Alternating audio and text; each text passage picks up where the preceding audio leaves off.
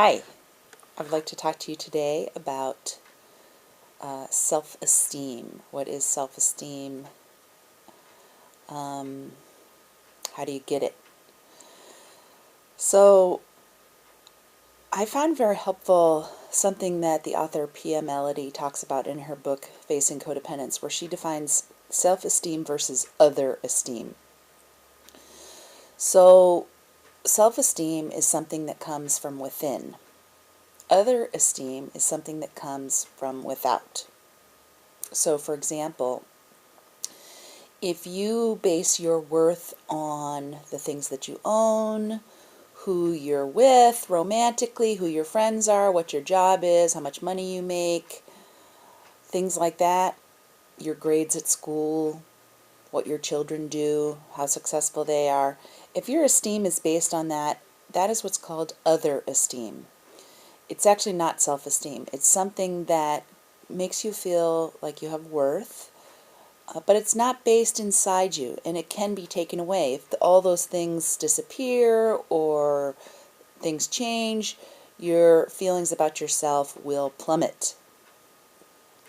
Self-esteem, on the other hand, is the feeling that you have from within that nobody can take away, no matter what events happen on the outside.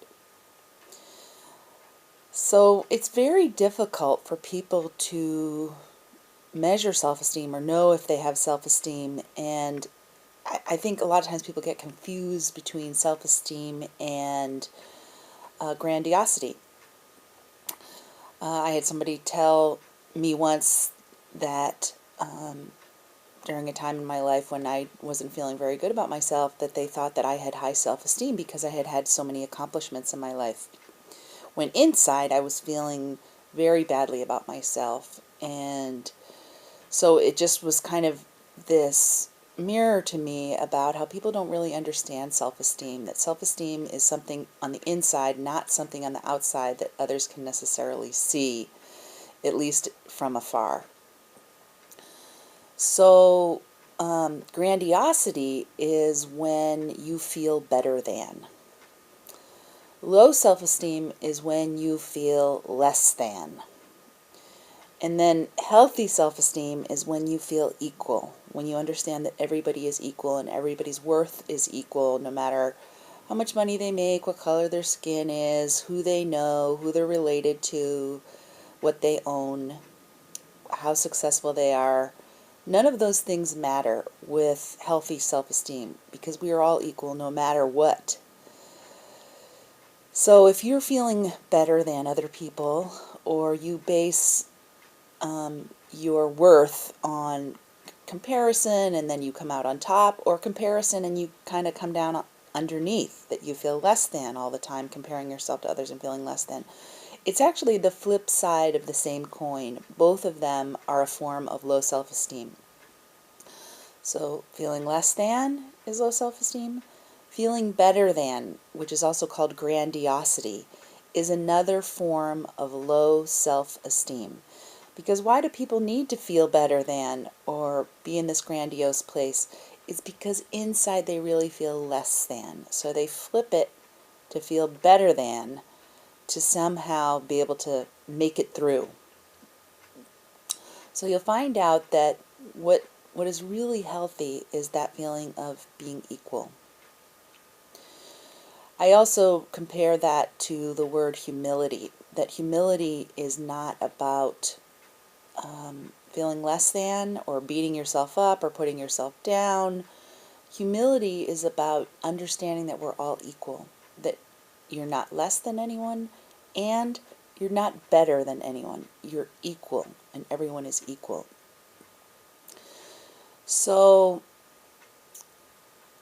where does self-esteem come from? How can you get that internal feeling good about yourself? It's my belief that that internal feeling good about yourself comes only from receiving unconditional love. And unconditional support for where you are emotionally. It's basically what we get in childhood, what children get. It's self-esteem. It's building their self-esteem.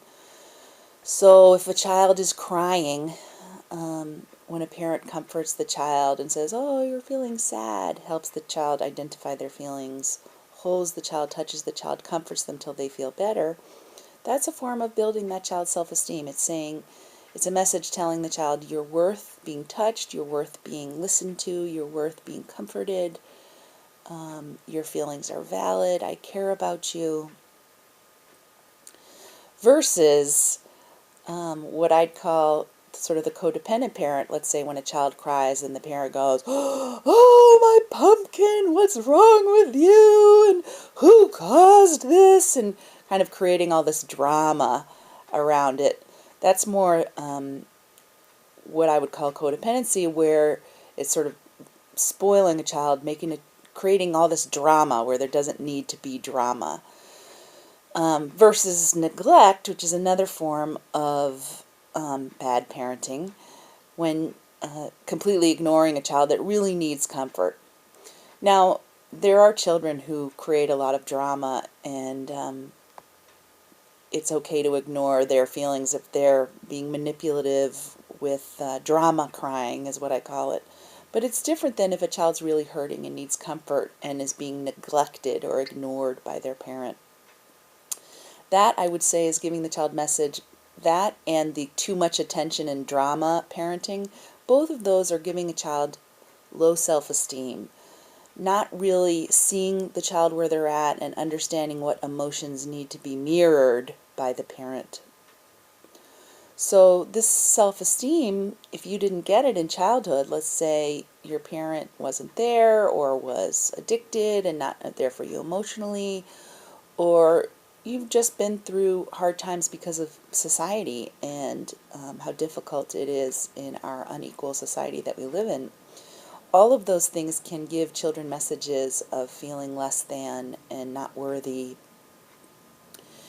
And all of those affect us as adults. So as adults, it's important, what I tell people who are in recovery from codependency or recovery from any form of addiction or recovery from any kind of unhealthy behavior, is that they really need to seek out a support system who will support them emotionally, support them in what they're feeling emotionally, the kind of support that maybe you didn't get from your parents or didn't get from society, but have a support network around you that mirrors your feelings, that supports you unconditionally, gives you unconditional positive regard, that all of that support from your support system as an adult can help to patch up holes maybe that you have in your self-esteem from growing up. So again, self-esteem comes from having your feelings loved and supported unconditionally by your support system, and not being shamed for having your feelings, but being able to express them and be vulnerable and supported by your support network. And it takes time to build that kind of self-esteem. You can't get it instantly. But the first step you want to take is surrounding yourself with people who love you and support you unconditionally, and people who also are working on their own self-esteem and learning how to feel their feelings in an appropriate way without using addictions or codependency to escape their feelings. All right, that's self-esteem.